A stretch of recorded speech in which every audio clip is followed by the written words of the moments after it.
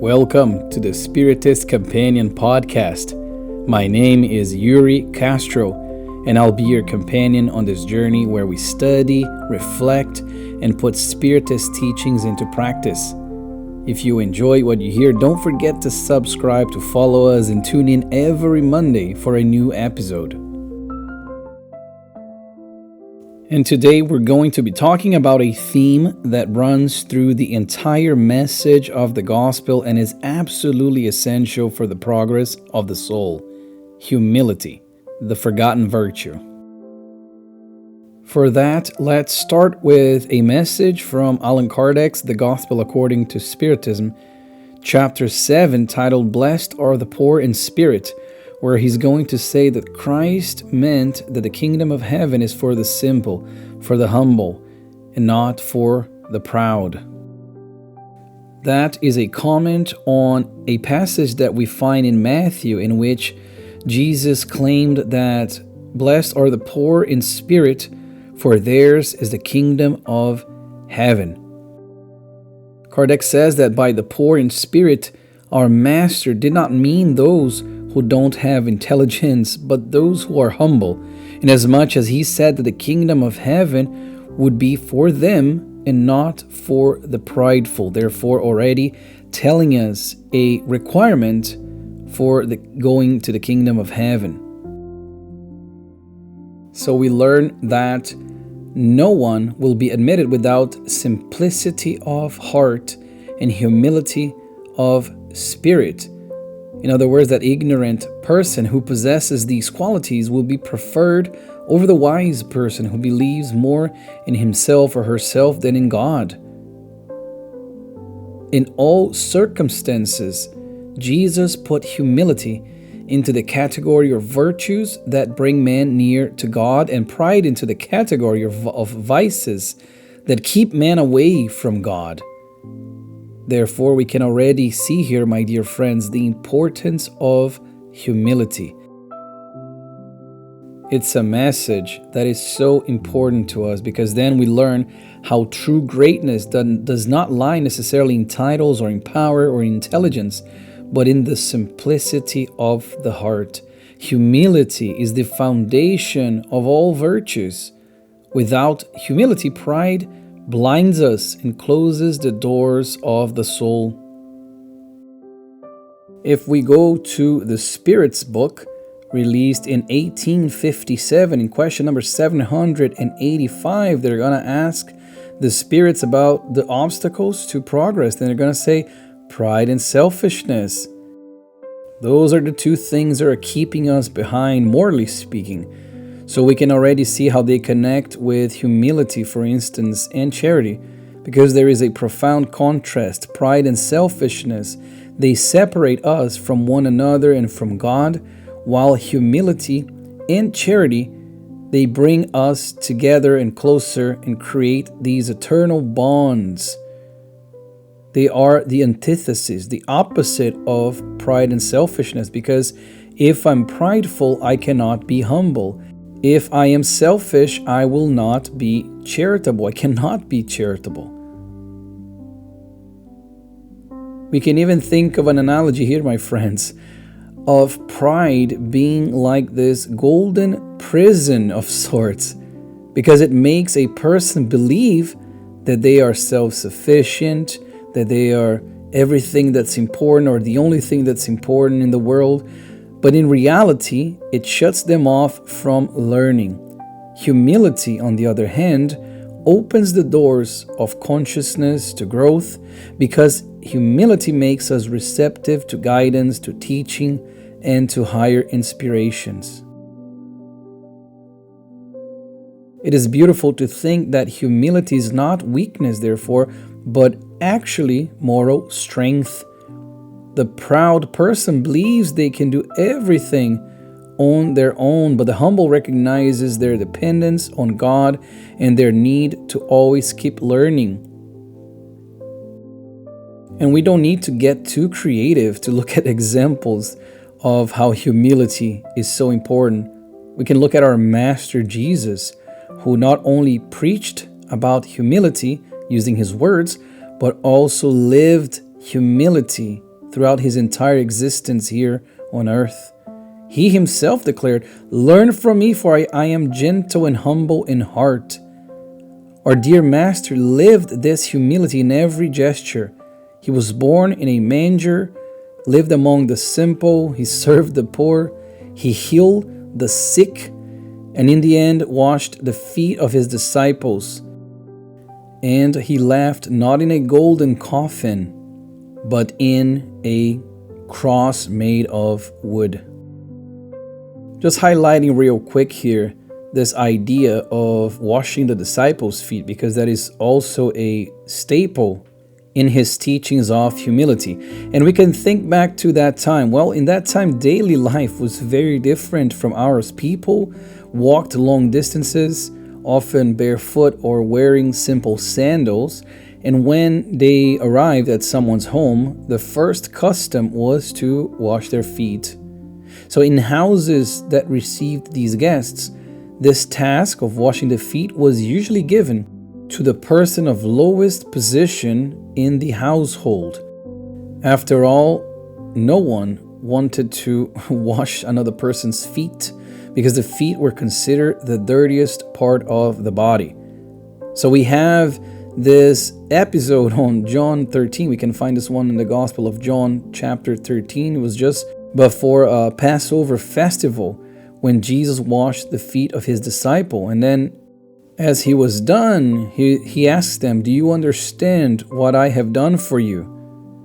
You call me teacher and Lord, and rightly so, for that is what I am. Now that I, your Lord and teacher, have washed your feet, you also should wash one another's feet. I have set you an example that you should do as I have done for you. Very truly I tell you, no servant is greater than his master, nor is a messenger greater than the one who sent him. Now that you know these things, you will be blessed if you do them."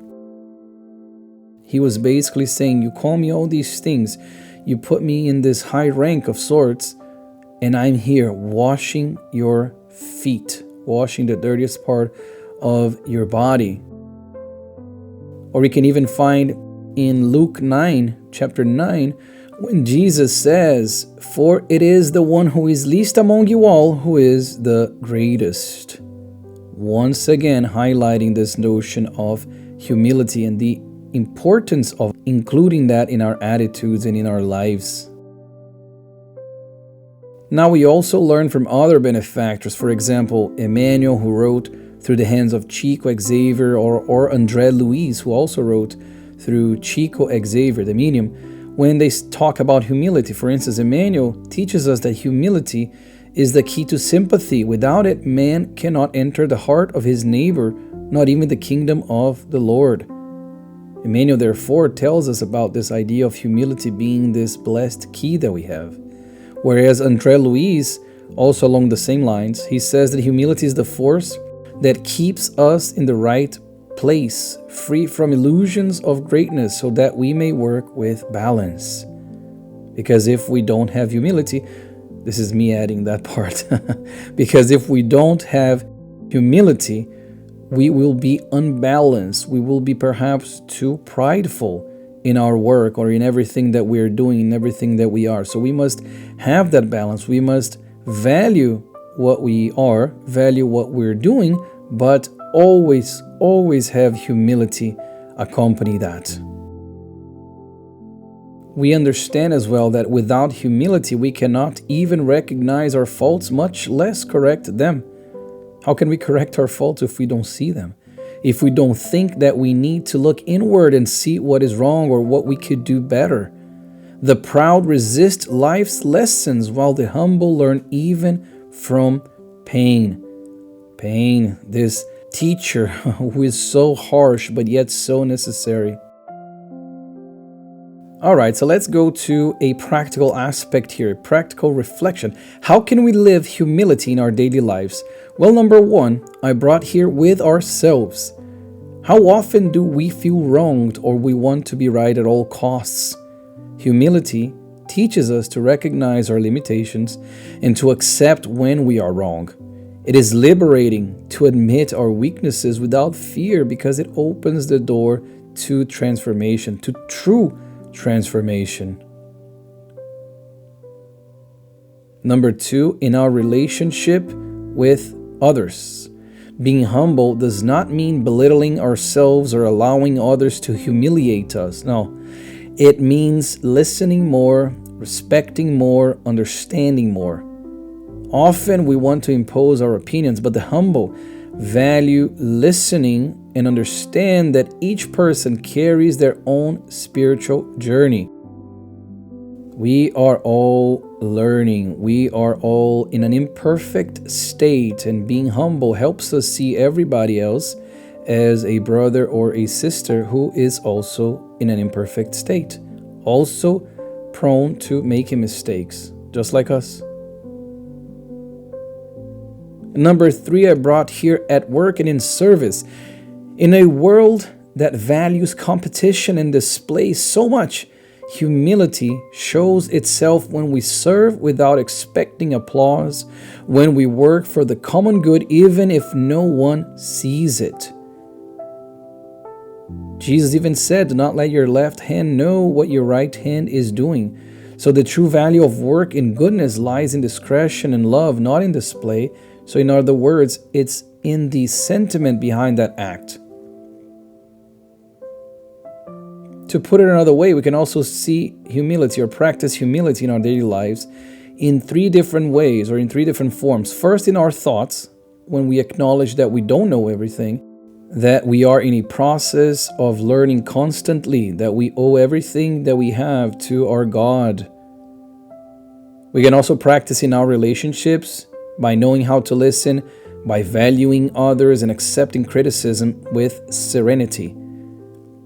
And number 3, in our actions, serving without expecting recognition or working for good in silence, without expecting that recognition, without expecting the other person to say thank you or try to reward us in some way. Spiritism shows us that humility is inseparable from moral progress, because without it we remain bound to pride, which delay the soul's progress. The spirit Lazarus in the Gospel according to Spiritism, he says that humility is a virtue much forgotten, but it must be the inseparable companion of charity, because without humility, charity is nothing but ostentation.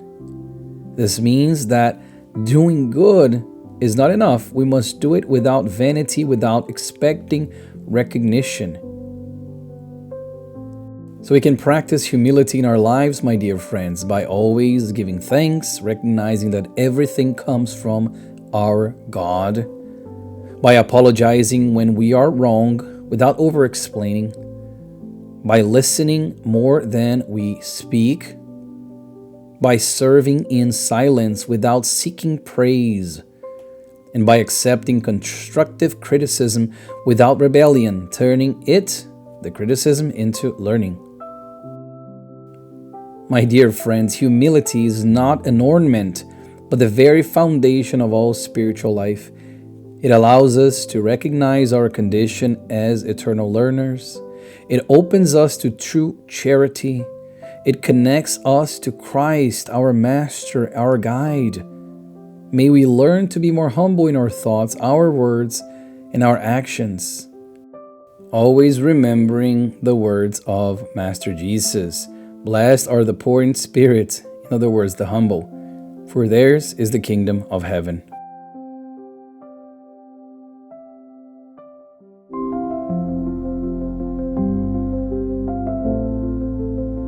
Thank you so much for being with me in this episode of the Spiritist Companion podcast. I do hope that it was useful, even if just a little. If this episode was useful, if it brought you some valuable reflections, I invite you to share it with someone who may need this message.